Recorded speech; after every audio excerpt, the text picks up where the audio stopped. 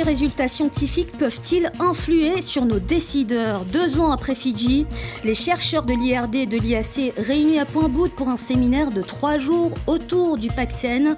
Notre invité ce soir est Séverine Bouard, responsable du centre de recherche de l'IAC de Point-Bout.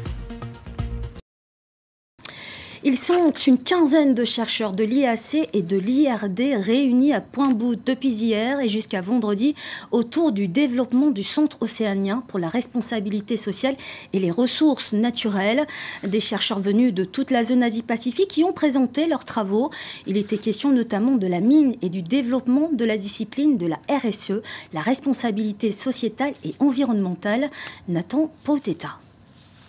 Ambiance studieuse et anglais de conversation, une nécessité pour suivre dans les meilleures conditions les restitutions des différents chercheurs de la zone Asie-Pacifique. La volonté de l'IRD et de l'IAC, se rencontrer, partager et échanger sur les expériences de différents travaux sur différents territoires, que ce soit sur les politiques inclusives ou celles plus économiques. Alors l'objectif, oui, c'est d'éclairer et de fournir des éléments, on va dire, objectifs sur les conditions de travail des populations, les communautés, comment est-ce qu'elles sont impactées, comment est-ce qu'une mine transforme le mode de vie des gens autour. Des interrogations qui ramènent aussi à des réalités plus concrètes, notamment sur la question minière et la RSE, responsabilité sociétale et environnementale. C'est une histoire de gouvernance aussi sur les territoires. Bon, on a cette personne qui existe et qui gravite sur un territoire minier. Moi, je vais aller me poser la question de est-ce qu'elle existe ailleurs que sur le territoire minier. Et finalement, je rattache ça à une notion en anthropologie qu'on appelle courtier en développement, sur justement cette personne-là, quel rôle elle va jouer dans le développement du territoire de manière générale. Un développement qui, comme dans toute la zone Pacifique, fait face à une double pression. D'un côté, l'extraction et l'exploitation des ressources naturelles, et de l'autre, la protection d'une région déjà fortement impactée par le réchauffement climatique.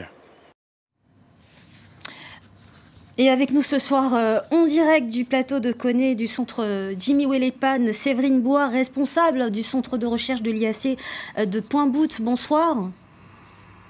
Bonsoir. On vient de le voir, il y a une contradiction entre développer l'extraction de nos ressources naturelles et la protection des recherches et la protection des régions du Pacifique déjà touchées par le réchauffement climatique. Comment vous, les chercheurs, vous présentez cette situation en Nouvelle-Calédonie ? Donc oui, c'est vrai qu'il y a en tout cas une double contrainte qui s'exerce spécifiquement sur les territoires du Pacifique, parce que dans ces territoires sont présents, mais il y a des minerais qui sont nécessaires pour accompagner la transition énergétique au niveau mondial.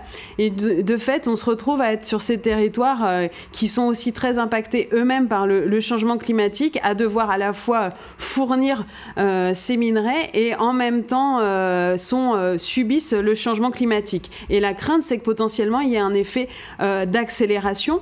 Et aujourd'hui, des collègues australiens nous ont présenté un premier projet de recherche un peu exploratoire, on va dire pilote, qui vise à questionner les dimensions de justice en fait autour de cette transition énergétique. Et c'est vraiment intéressant parce qu'ils nous ont présenté une comparaison entre la Papouasie, la Nouvelle-Calédonie et un petit peu les îles Cook. Et pour la Nouvelle-Calédonie, si on arrive en fait, et c'est un des objectifs de cette mise en réseau, de travailler à construire des projets de plus grande ampleur pour mieux comprendre ce qui se passe ailleurs dans le Pacifique et de faire des comparaisons. Et pour la Nouvelle-Calédonie, il y a un enjeu qui est quand même intéressant, c'est peut-être d'éclairer la volonté actuelle de développer un label type nickel vert, d'avoir des processus, on va dire, vertueux, à la fois au niveau environnemental et au niveau des droits humains, donc que ce soit les questions de genre, avec, on le voit de plus en plus dans ces métiers de la mine, des femmes qui rentrent dans ces emplois, et également du coup des questions donc de droit du travail. Donc vraiment, l'objectif, c'est qu'à terme, on ait des propositions, des bonnes pratiques qui soient recensées. Alors, on parle également de RSE, responsabilité sociétale et environnementale. Seule la société KNS était présente aujourd'hui à vos ateliers. Les entreprises calédoniennes se sentent malgré tout concernées autour des questions environnementales et sociétales. Vous avez vu leur implication dans vos travaux de recherche ? Ah oui, clairement, il y a eu plusieurs présentations là-dessus. La SLN est également très très active. C'est juste des problèmes d'emploi du temps qui n'ont pas pu venir aujourd'hui. Donc on a eu quand même pas mal de partenaires en fait. Là, on avait principalement des chercheurs, mais on a également la CPS qui soutient énormément ce projet de mise en réseau, de partage, de comparaison en fait des différentes situations face à ces enjeux miniers d'extraction et de changement climatique. Et puis, du coup, on a la province Nord qui était là également hier. Et donc en termes de RSE, donc on a historiquement, nous, chercheurs de la place, plutôt travaillé beaucoup à KNS, mais c'est aussi un jeu de proximité géographique entre, évidemment, le centre-nord et le site de Vavuto. Mais il y a des dynamiques à l'œuvre très fortes aussi autour de la SLN et de Goro. Donc, je pense que c'est des dynamiques qui sont vraiment en développement. Séverine Bouard, responsable du centre de recherche de l'IAC de Pointe-Boute, merci d'avoir répondu à notre invitation et désolé, le temps qui nous était imparti est déjà terminé.